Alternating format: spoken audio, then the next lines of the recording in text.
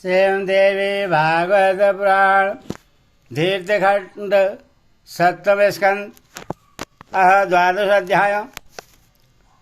सज्जनों, सभी को नमस्कार।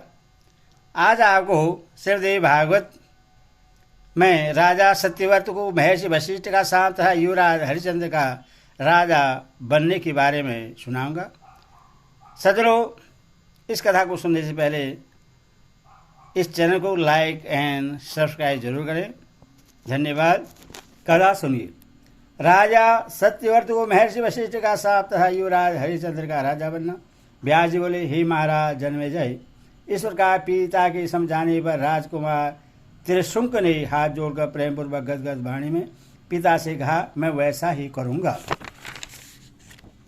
तत्पश्चात महाराज अरुण ने वेद शास्त्र के पारगामी विद्वान तथा मंत्र वेदा ब्राह्मण को बुलाकर अभिषेक की सारी सामग्रियां तुरंत एकत्र कराई और संपूर्ण तीर्थों का जल मंगाकर तथा सभी मंत्रियों, सामंतों और नरेशों को बुलाकर शुभ दिन में उस राजकुमार को विधिपूर्वक श्रेष्ठ राज्यासन पर आसन कर दिया। इस प्रकार पिता ने पुत्र त्रिशुंक को राज्य में विधिपूर्वक अभिषिक्त करके अपनी धर्मपत्नी के साथ पवित्र तीसरे आश्रम वानप्रस्थ को ग्रहण किया और वे वन में गंगा के तट पर कठोर तप करने लगे। आयु समाप्त हो जाने पर वे स्वर्ग को चले गए। वहां वे देवताओं के द्वारा भी पूजित हुए और इंद्र के समीप स्थिर रहते हुए सदा सूर्य के भांति सुशोभित होने लगे। राजा जन्मेजय बोले, हे व्यास जी, आप पूज्यवर्ग ने कथा के प्रसंग में अभी अभी बताया कि गुरुदेव वशिष्ठ ने पयस्विनी गौ का वध कर देने के कारण राजकुमार सत्यव्रत को कुपित होकर सांप दे दिया और वह 50 तत्व को प्राप्त हो गया। हे प्रभु, तदंतर 50 चिकता से उसका कैसे उद्धार हुआ, इस विषय में मुझे श्रेयस हो रहा है। सामग्रस्त मनुष्य सिंहासन के योग्य नहीं होता। सत्यव्रत के दूसरे किस कर्म के प्रभाव से मुनि वशिष्ठ ने उससे अपने साम से मुक्त कर दिया। हे विप्रेसे, साम से मुक्ति का कारण बतलाइए और मुझे यह भी बतलाए कि वे वैसे निधन आकृति वाले पुत्र को उसके पिता राजा अरुण ने अपने घर वापस क्यों बुला लिया। व्यास जी बोले, हे राजन, मुनि वशिष्ठ के द्वारा स्थापित हो सत्यव्रत तत्काल 85 को प्राप्त हो गया। इसके फलस्वरूप वह कुरूप, दूधर्ष तथा सभी प्राणियों के लिए भयंकर हो गया। किंतु हे राजन, जब उस सत्यव्रत ने भक्तिपूर्वक भगवती की उपासना की, तब भगवती ने प्रसन्न होकर क्षण भर में उससे दिव्य शरीर वाला बना दिया। भगवती के कृपा रूपी अमृत से उसकी पिशाचिकता समाप्त हो गई और उसका पाप विनष्ट हो गया। अब उस पाप रहित तथा अति तेजस्वी हो गया। भगवती की कृपा से वशिष्ठ जी भी प्रसन्नचित्त हो गए तथा उसके पिता अरुण भी प्रेम से परिपूर्ण हो गए। पिता के मृत्यु हो जाने पर धर्मात्मा राजा सत्यव्रत राज्य व सम्यक शासन करने लगा। वह अनेक प्रकार के यज्ञों के द्वारा देवेश्वरी सनातनी भगवती की उपासना में तत्पर रहने लगा। वो त्रिशुक सत्यव्रत के पुत्र हरिश्चंद्र हुए, जो शास्त्रोक्त शुभ लक्षणों से संपन्न तथा परम सुंदर स्वरूप वाले थे। कुछ समय के बाद राजा त्रिशुक ने अपने पुत्र हरिश्चंद्र को युवराज बनाकर मानव शरीर से स्वर्ग सुख भोगने का निश्चय किया। तब राजा त्रिशुक वशिष्ठ के आश्रम में गए और उन्हें विधिवत प्रणाम करके दोनों हाथ जोड़कर प्रसन्नतापूर्वक उनसे यह वचन कहने लगे। राजा बोले, हे ब्रह्मपुत्र, हे महाभाग, हे सर्वमंत्र विशारद, हे तामस, आप प्रसन्नतापूर्वक मेरी प्रार्थना सुनी कृपा कीजिए। अब स्वर्गलोक का सुख भोगने की इच्छा मेरे मन में उत्पन्न हुई है। अप्सराओं के साथ रहने, नंदवन में क्रीड़ा करने तथा देव गर्दों का मधुर गीत सुनने तथा दिव्य भोगों को मैं इसी मानव शरीर से भोगना चाहता हूँ। हे महामुने, आप शीघ्र ही मुझसे ऐसा यज्ञ संपन्न कराइए जिससे मैं इसी मानव शरीर से स्वर्ग लोक में निवास कर सकूं। हे मुनिश्रेष्ठ, आप सर्वसमर्थ हैं, अतः मेरा यह कार्य अब पूर्ण कर दीजिए। यज्ञ संपन्न कराकर मुझे अत्यंत दुर्लभ देवलोक की प्राप्ति करा दीजिए। वशिष्ठ जी बोले, हे राजन, मानव शरीर से स्वर्ग लोक में निवास अत्यंत दुर्लभ है। मरने के पश्चात ही पुण्य कर्म के प्रभाव से स्वर्ग की सुनिश्चित प्राप्ति कही गई है। अतः हे सर्वज्ञ, तुम्हारे इस दुर्लभ मनोरथ को पूर्ण करने में मैं डर रहा हूँ। जीवित प्राणी के लिए अवसराओं के साथ निवास दुर्लभ है। अतः हे महाभाग, आप अनेक यज्ञ कीजिए, मृत्यु के अनंतर आप स्वर्ग प्राप्त कर लेंगे।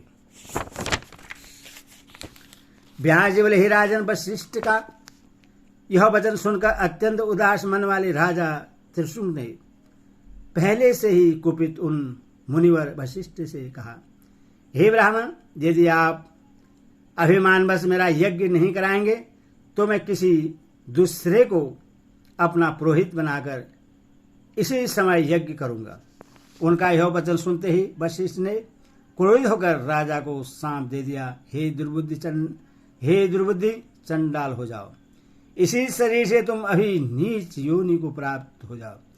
स्वर्ग को नष्ट करने वाले तथा सूर्य के वध के दोष से युक्त ही पापिष्ट, विप्र की भार्या का हरण करने वाले तथा धर्म मार्ग को दूषित करने वाले हे पापी, मरने के बाद ही तुम किसी प्रकार स्वर्ग नहीं प्राप्त कर सकते। व्यास बोले, हे राजन, गुरु वशिष्ठ के ऐसा कहते ही त्रिशुंग तदक्षण उसी शरीर से चंडाल हो गए। उनके रत्नमय कुंडल उसी क्षण पत्थर हो गए तथा शरीर में लगा हुआ सुगंधित चंदन दुर्गंध युक्त हो गया। उनके शरीर पर धारण किए हुए दिव्य पीताम्बर कृष्ण वर्ण के हो गए।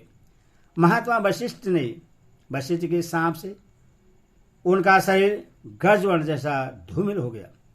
हे राजन, भगवती के उपासक मुनि वशिष्ठ के रोष के कारण ही त्रिशुंग को यह फल प्राप्त हुआ। इसीलिए भगवती जगदम्बा के भक्त का कभी भी अपमान नहीं करना चाहिए। मुनिश्रेष्ठ वशिष्ठ बड़ी निष्ठा के साथ गायत्री मंत्र में संलग्न रहते थे। हे राजन, उस समय अपना कलंकित शरीर देखकर राजा त्रिशुंग अत्यंत दुखित हुए। इस प्रकार दीन दशा को प्राप्त हुए राजा घर नहीं गए, अपितु जंगल की ओर चले गए। शोक संतप्त वे त्रिशुंग दुखित होकर सोचने लगे, अब मैं क्या करूं और कहां जाऊं। मेरा शरीर तो अत्यंत निदित हो गया। मुझे ऐसा कोई उपाय नहीं सूझ रहा है जिससे मेरा दुख दूर हो सके। यदि मैं आज घर जाता हूं तो मुझे इस स्वरूप में देखकर पुत्र को महान पीड़ा होगी और भार्या भी मुझे चंडाल के रूप में देखकर स्वीकार नहीं करेगी। इस प्रकार के चंडाल रूप वाले मुझ निनंग को देखकर मेरे मंत्रीगण तथा जाति वाले भी आदर नहीं करेंगे और भाई बंधु भी संग में नहीं रहेंगे। इस प्रकार सभी लोगों के द्वारा परित्यक्त किए जाने वाले मेरे लिए तो जीने की अपेक्षा मर जाना ही अच्छा है। अतः मैं विष खाकर, जलाशय में कूदकर या गले में फांसी लगाकर देह त्याग कर दूं अथवा विधिवत प्रज्वलित अग्नि में अपने देह को जला डालूं या फिर अनशन करके अपने कलंकित प्राणों का त्याग कर दूं। ऐसा विचार आते ही उन्होंने पुनः सोचा, आत्महत्या करने से मुझे निश्चय ही जन्म जन्मांतर में पुनः चंडाल होना पड़ेगा और आत्महत्या दोष के परिणाम स्वरूप मैं सांप से कभी मुक्त नहीं हो सकूंगा। ऐसा सोचने के बाद राजा ने अपने मन में पुनः विचार किया कि इस समय मुझे किसी भी स्थिति में आत्महत्या नहीं करनी चाहिए, अपितु वन में रहकर मुझे अपने द्वारा किए गए कर्म का फल इसी शरीर से भोग लेना चाहिए, क्योंकि इससे इस कुकर्म का फल सर्वदा समाप्त हो जाएगा। भोग से ही पारबंध कर्मों का क्षय होता है, अन्यथा इनका क्षय नहीं होता। इसीलिए अब यहीं पर तीर्थों का सेवन, भगवती जगदम्बा का स्मरण तथा साधुजनों की सेवा करते हुए मुझे अपने द्वारा किए गए शुभ तथा अशुभ कर्मों का फल भोग लेना चाहिए। इस प्रकार वन में रहते हुए मैं अपने कर्मों का आश्रय अवश्य ही करूँगा। साथ संभव है कि भाग्यवश किसी साधुजन से मिलने का भी कभी अवसर प्राप्त हो जाए। मन में ऐसा सोचकर राजा त्रिशुक अपना नगर छोड़कर गंगा के तट पर चले गए और अत्यधिक चिंतित रहते हुए वहीं रहने लगे। उसी समय पिता के सांप का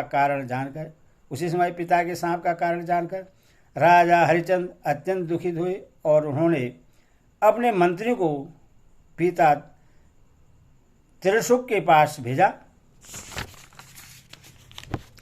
मंत्रीगण वहां शीघ्र पहुंचकर बार बार दीर्घ श्वास ले रहे चंडाल की आकृति वाले राजा त्रिशुक को प्रणाम कर विनम्रतापूर्वक उनसे बोले, हे राजन, आपके पुत्र हरिचंद्र की आज्ञा से यहाँ आए हुए हम लोगों को आप मंत्री समझिए।